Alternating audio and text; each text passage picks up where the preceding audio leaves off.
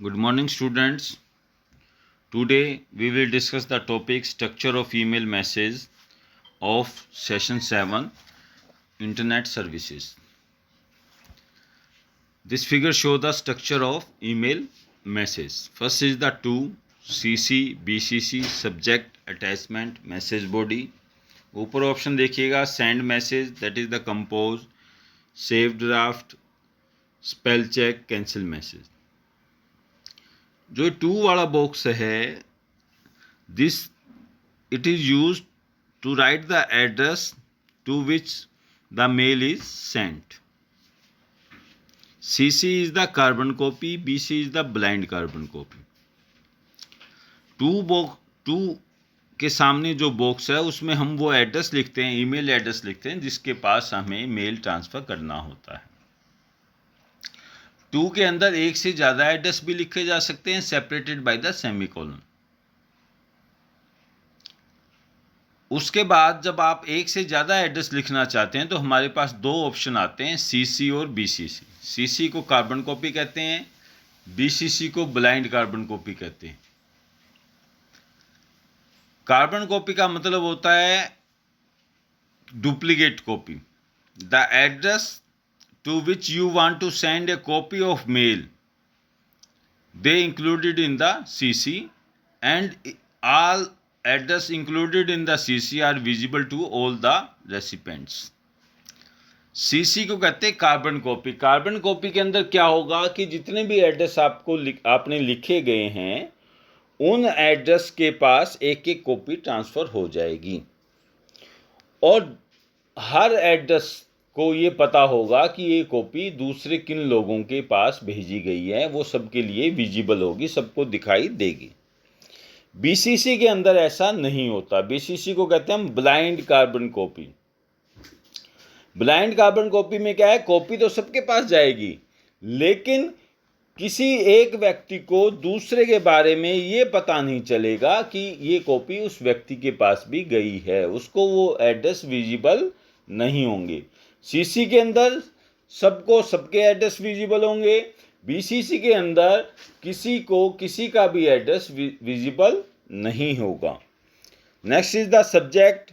Subject तो title होता है, जैसे हम एप्लीकेशन लिखते हैं उसमें सब्जेक्ट लिखते हैं, ऐसे ही आप किस सब्जेक्ट के ऊपर ईमेल ट्रांसफ़र करना चाहते हैं वो चीज़ें सब्जेक्ट में आती है.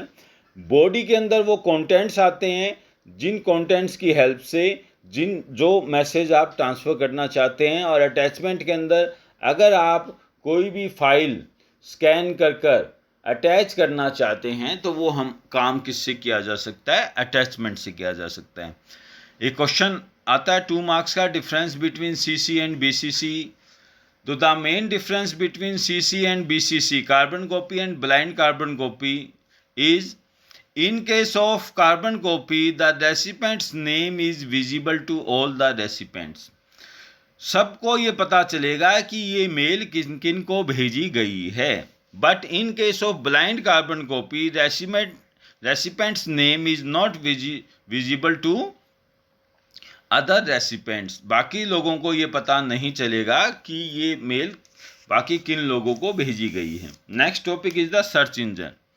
Search engine is a program that searches through a database of web pages for particular information. Search engine वो प्रोग्राम होते हैं जिसमें वेब ब्राउज़र के थ्रू हम किसी सर्च इंजन को ऑन करेंगे और जैसे google.com है और वहाँ से हम कोई भी इंफॉर्मेशन जो हमको रिक्वायरमेंट है हम उसको निकाल सकते हैं. 3 element involve in the search engine. First is the spider, second is the indexing software, third is the search algorithm. Spider it is a com the internet looking for the document, and the web address it perform mathematical search needed to find the information. First step होता है spider, com.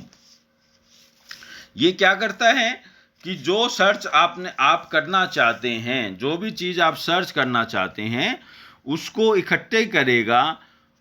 The internet looking for the document, जो document आप देखना चाहते हैं उनको इकट्ठा कर लेगा.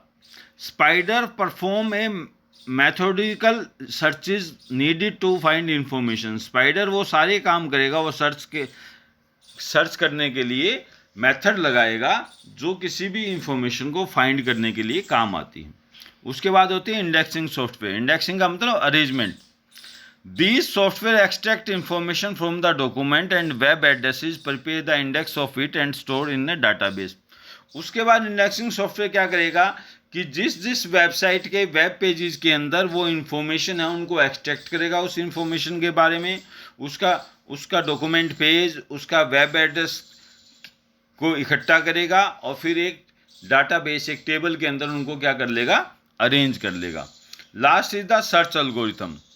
When you perform a search by entering keyword, the search engine software searches its database using a particular search method called the search algorithm. जब वो टेबल तैयार हो जाएगी उसके बाद क्या, हजारों फाइलें हो सकती है, उसके बाद मोस्ट एप्रोप्रिएट इंफॉर्मेशन को सर्च एल्गोरिथम अप्लाई कर आपके स्क्रीन के ऊपर डिस्प्ले कर देते हैं। ये काम किसका होता है, सर्च इंजन का। सर्च इंजन के अंदर लास्ट एलिमेंट है सर्च एल्गोरिथम जो ये सारा काम करेगा। तो इसका मतलब सर्च इंजन के अंदर तीन चीज़ें इन्वॉल्व होती हैं, spider, indexing software and search engine. Last topic is the 7.4 introduction to social media and social networking.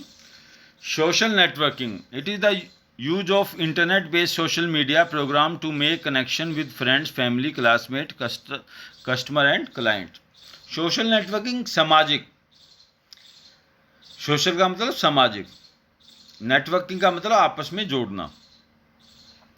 It is the use of internet based social media program to make connections. Internet के base के बनाकर, internet को base बनाकर social media के वो programme जिसके साथ आप अपने फ्रेंड, फैमिली, क्लासमेट, कस्टमर से जुड़ते हैं उसको क्या कहा जाएगा, social networking. Social networking site, it is a website that provide a venue for the people to share their activity with family friends. Social networking एक ऑनलाइन इंटरनेट के ऊपर एक साइट्स होती हैं जिनके थ्रू आप अपने फैमिली फ्रेंड्स के साथ अपने डाटा को शेयर कर सकते हैं, जैसे Facebook, MySpace, Twitter, WhatsApp, Instagram. These are the example of social networking. Next is the Digital India. Digital India is a program by the Government of India to transform India into digital empowerment society. Digital India एक programme launch किया गया है government of India से जो ये कोशिश कर रहा है कि हमारी जो सोसाइटी है, सामाजिक दायरा है, उसका डिजिटलाइजेशन किया जाए। हम कंप्यूटर का मैक्सिमम यूज करें, मैक्सिमम मोबाइल का यूज करें और कुछ कामों को हम बहुत अच्छी तरह से उसकी हेल्प से कर सकते हैं। Digital India consist of 3 core components. Digital India के अंदर गवर्नमेंट ऑफ इंडिया ने 3 कोर कंपोनेंट रखे हुए हैं। सबसे पहले वो चाहती है कि क्रिएशन ऑफ डिजिटल इंफ्रास्ट्रक्चर। वो ये चाहती है कि हर जगह डिजिटल इंफ्रास्ट्रक्चर पहुंचा जाए, गांव-गांव के अंदर इंटरनेट पहुंचे जिसकी हेल्प से लोग इंटरनेट का यूज़ कर पाएँ। डिलीवरी ऑफ सर्विस डिजिटली, आपके मोबाइल के ऊपर ही आपको बहुत सारी चीज़ें, सर्विसेज मिल जाएँ, ऑनलाइन चीज़ें मिल जाएँ। ये काम गवर्नमेंट ऑफ इंडिया चाहती है। Third is the digital literacy.